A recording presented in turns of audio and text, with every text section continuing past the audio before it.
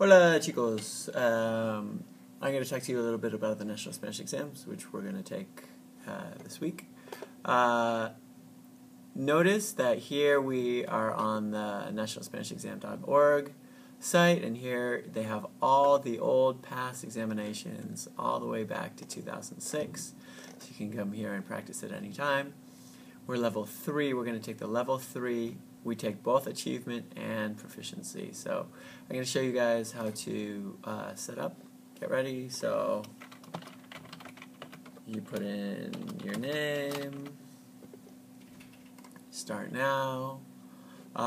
Important, click to float. That's going to get your accent bar. You can move it around. Put it where it's convenient for you. Then as you move down, you put in your name. Uy.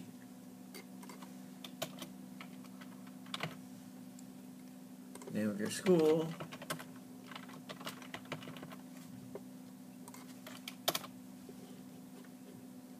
State.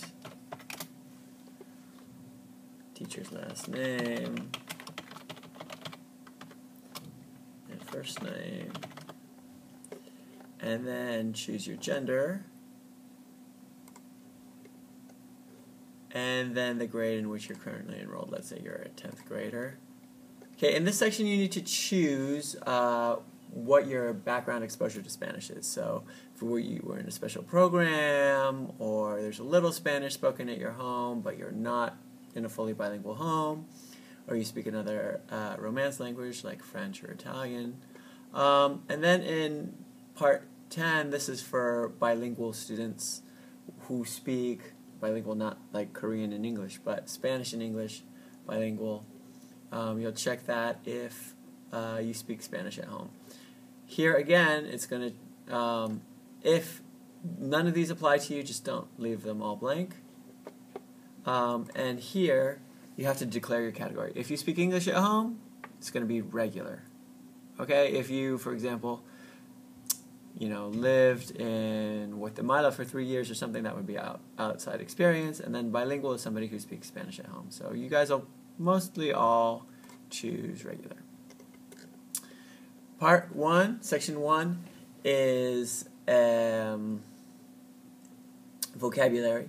So you read the sentence and then you have to choose the word that's going to go into the space. So if you look down here, you'll have 4 words. You have travieso, which is naughty, culminante, which is culminating, silvestre, which is wild, like un animal silvestre, and odioso, which is hateful. So, en cualquier obra literaria buena, el punto culminante, the culminating point, ocurre después de la exposición y el desarrollo del conflicto. Okay? So a lot of this vocabulary you may or may not know, but you can be a little bit smart by using your past knowledge. For example, odioso, you probably know the word odio. Or culminante, you know the word culminate, or something like that. And there's other things here, like for example, hacer cola. Cola is tail, hacer is to do, to make tail, in fact, is to stand in line. So you can sort of use your past knowledge to sort of figure those out. Let's go on to the next section. Here we have grammar. And we're not using our accent bar at the moment. We'll use it later. So you must select either por or para. We know the rules for por and para. Is it a chair for children? So you have to say para, because it is for them, destined for them. El verano pasado me fui la playa donde pasé 2 semanas. I went to the beach because it was my destination. But if I were to say fui por la playa, that would mean that I was going through the beach, like I was walking along the beach. But that's not actually the case, because I didn't walk along the beach for 2 weeks. I stayed there for 2 weeks, and that was my destination. ¿Quién trabaja para la doctora Molina Because la doctora Molina is your employer, and that's para. Okay. In this next section, you have to choose indicative, subjunctive, or infinitive. Es obvio. Now, it's obvious that, so it's going to be a statement of fact. Since it's a statement of fact, we're going to want to use the indicative. Es obvio que mi madrina me da. She gives to me. Notice here, you have three options. You have de, which is the subjunctive, because the dar is an AR verb, and you'll see that it's changing to E. Dar is the infinitive. Mi madre se preocupa de que mi hermanito. Okay, so my mom's worried that my little brother is not going to have enough money. So here, she's worried about it. Because she's worried about it, it's tenga, or in other words, subjunctive. Pienso que esa chica es muy bonita, because she really is, talking about a true fact. Y Roberto niega que esa chica sea su novia. He denies that she be his girlfriend. Okay. In this multiple choice, and for example, in this case, we're wanting to use the passive voice, and we can use reflexive to express the passive voice. A lot of money is necessary to buy a Lamborghini. So there's a lot of options here.